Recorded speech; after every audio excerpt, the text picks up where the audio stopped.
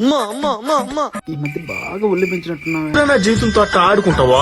సుఖం లేదు, సంతోషం లేదు. చెప్పయ్యా, ఏం పేరు?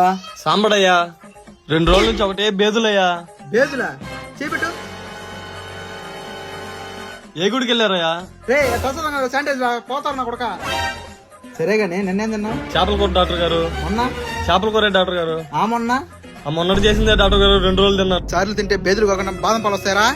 సరే గానీ నీ ఒళ్ళు బాగా వెయిట్ చేసిందా, కాబట్టి నువ్వు జ్యూసులు ఎక్కువ తాగాలి, చల్లటి పైసలు ఎక్కువ ఉండాలి, చేపలకి పోపాక, సరేనా?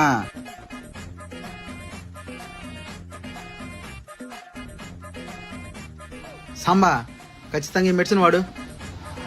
అలాగే డాక్టర్ గారు, వెళ్ళొస్తాను. రే డాక్టర్, మా నాన్న 2 రోజుల నుంచి కనిపించట్లా. అవును, పోలీస్ స్టేషన్ కంప్లీట్ చేయొచ్చు కదా. పోలీస్ స్టేషన్ కాదు, నీ వల్ల మా నాన్న బయటికి రావట్లేదు. నా వల్ల నేనేం చేశాను రా? చూడు, దీంట్లో ఏముందయ్యా? చల్లని ప్రదేశాలు ఉండమన్నా. దాని వల్ల మా నాన్న 2 రోజుల నుంచి ఫ్రిడ్జ్ లో కూర్చున్నాడు రా.